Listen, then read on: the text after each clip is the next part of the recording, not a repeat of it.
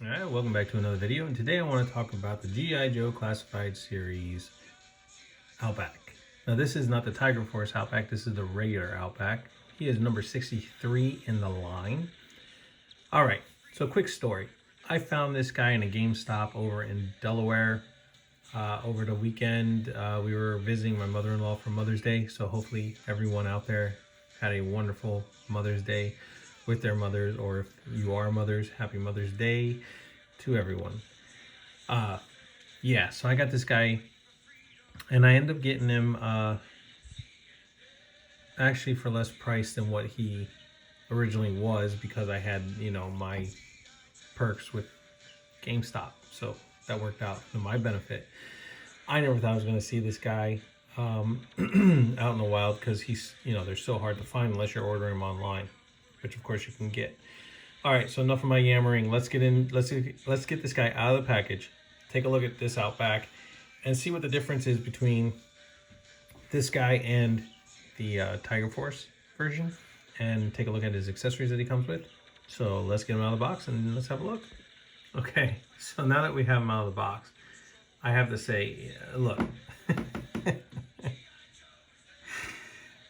With the other one, because he's older, he's got the white hair, I never really noticed until now on how much he looks like Chuck Norris. I mean, he resembles Chuck Norris big time.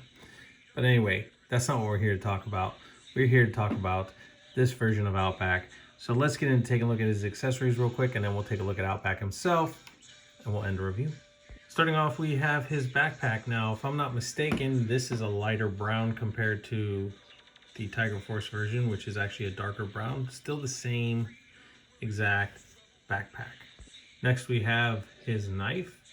And I like the way that they painted the blade and the handle, so it looks good. It's the same weapons that come with the Tiger Force. I think they painted the Tiger Force one, but I'm not too sure because I don't have them out right now. Next, we have his flashlight.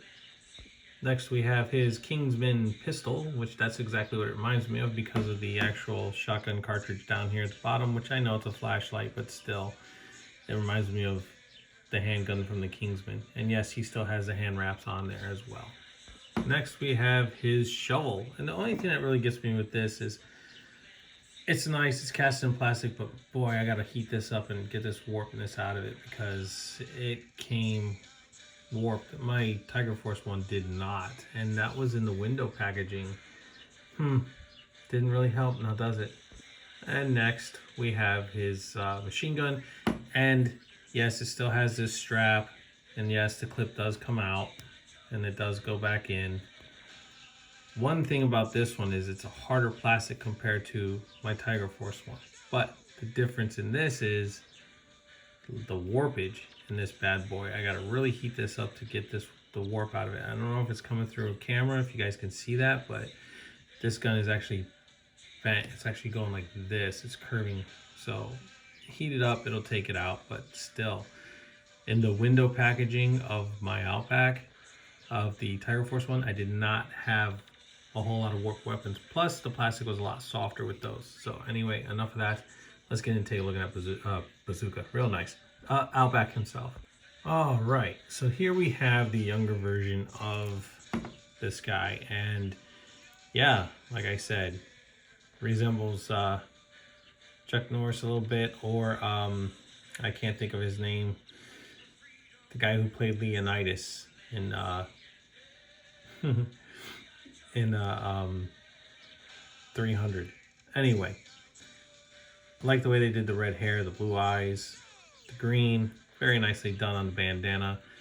A lot more detail comes through that you can't really see with the gray hair. Not saying that they're bad, they're the same face sculpt, it's just painted. And then you have the survival, of course, the t-shirt, all white, moving down to the arms, the gloves, the paint, the straps. I feel that these straps sit a lot better than the Tiger Force one, but that's just my opinion. I could be wrong. And then moving down to his actual camo pants, and then down to his boots.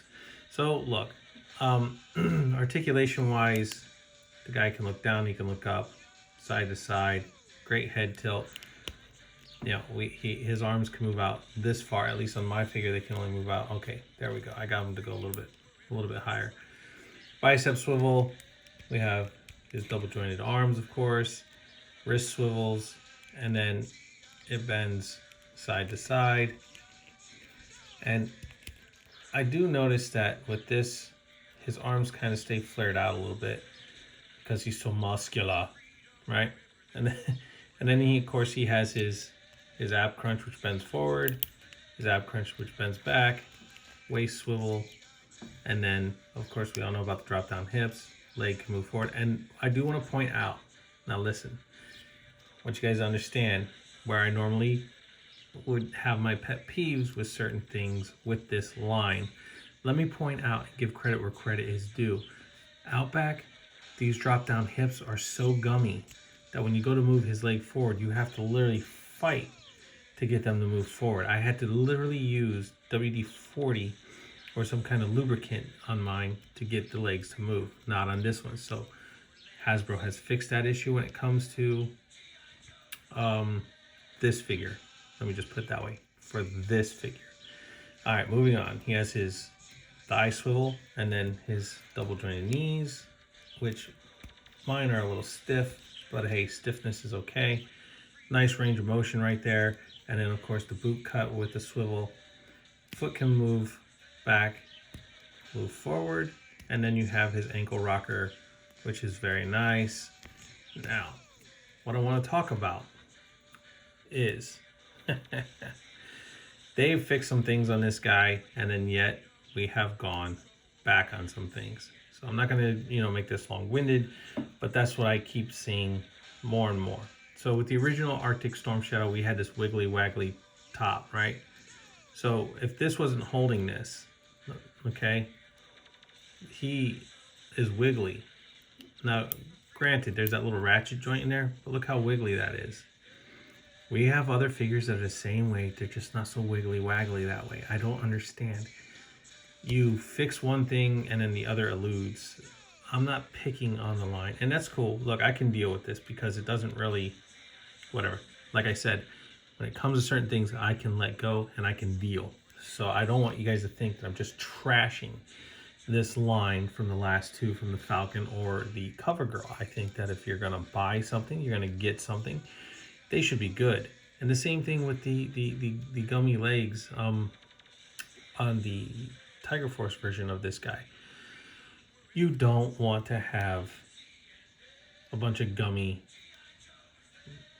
parts where they're not moving, or seized up parts, and you don't want this being all wiggly waggly the way it is. Like on Arctic Storm Shadow, I can shake him and literally he goes back and forth. This guy's not too bad, but it is a little bit whatever. But like I said, I can deal with that. But his arms aren't falling off like on Zarana or Dusty or CoverGirl. Yeah, I mean, and look, Falcon, his face sculpt, well, we all know about that, so no reason to get into it. But otherwise, this figure, they've done well with. Very, very well. All right, so let's get into putting on his accessories. And you're going to take this backpack and you're going to plug it right into the hole. Now mine is, this is tight on here, so just got to kind of work it in. Take it easy, take it easy. See, there you go. Now that's on there, and then you can take his shovel and you can plug this in just like this, and take the flashlight, and it slides right in. Now we already know this, but I'm just showing it off because I never show this kind of stuff off. I never put his accessories on camera. Normally I just put them on off camera, and there you guys go. Then you take his knife. Now see, I don't put it in like this. I like to put it in like this. That's just me. And then as far as his gun, yes, his gun can go on where the trigger is right here, and you can put it here. Just move his arm forward a little bit, and you can put it just like that. Peg it on. And I have to say, he looks good with everything in tow. Yeah, I this is this a better version than the than the Tiger Force one?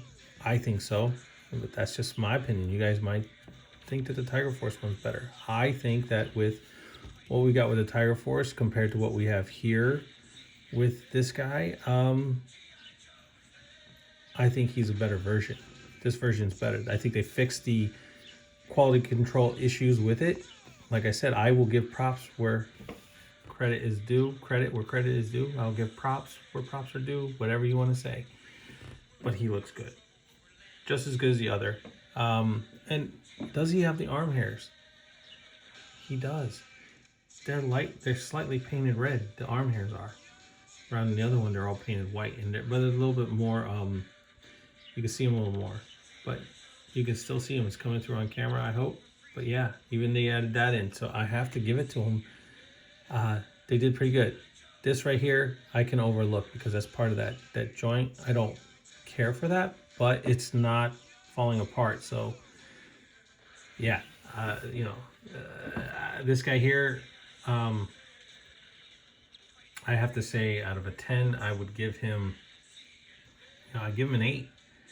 I like him. I like him a lot. I like him a lot. So let's compare him to a couple figures that I have out, and then let's end this review.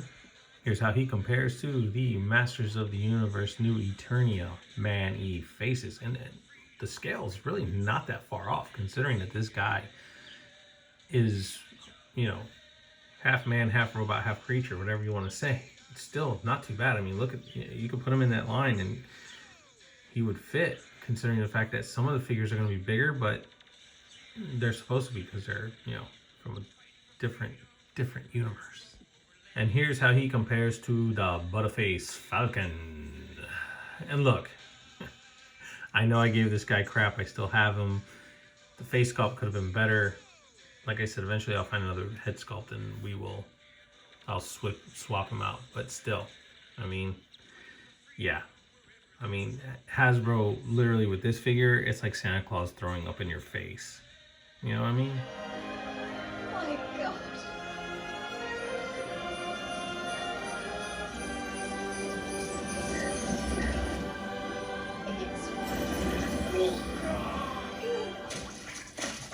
Okay, guys, in conclusion, I have to say that, yeah, here we are once again. Another great figure put out by Hasbro. I cannot knock them on this one. And I'm not gonna. I am gonna praise them. And like I've said before, where I will praise, I will also critique, knock, or give my stern opinion when we're getting shite. Okay? This is not a shite figure. This is actually a figure that they actually improved on, that they did better with. Why the other one was made the way that it was, we don't know. Well, I guess we'll never know. And frankly, look, I don't want to say we don't care, because we do, because we're spending good money on these figures. Like I said, I was able to get this guy for less of the price than what he was. He was the last one on the shelf. I just happened to find him. He was actually tucked behind something, so somebody was probably hiding him. I found him. I bought him. I paid $19.99 for him because I had a $5 thing through GameStop, which was cool. And that's the only reason why I got him for a lesser price. Not because he was set on sale or anything like that, but because I had it. But because also he was in Delaware, you don't pay that sales tax either. So kudos. Yeah, rock on.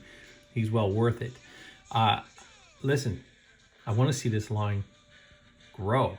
I'm a G.I.Joe fan myself. What do you think? Favorite character being Storm Shadow. That's why the channel's named Storm Shadow 75. But let's be real. Let's be honest. Within the last few reviews, I was kind of nice when it came to Zorana or Dusty.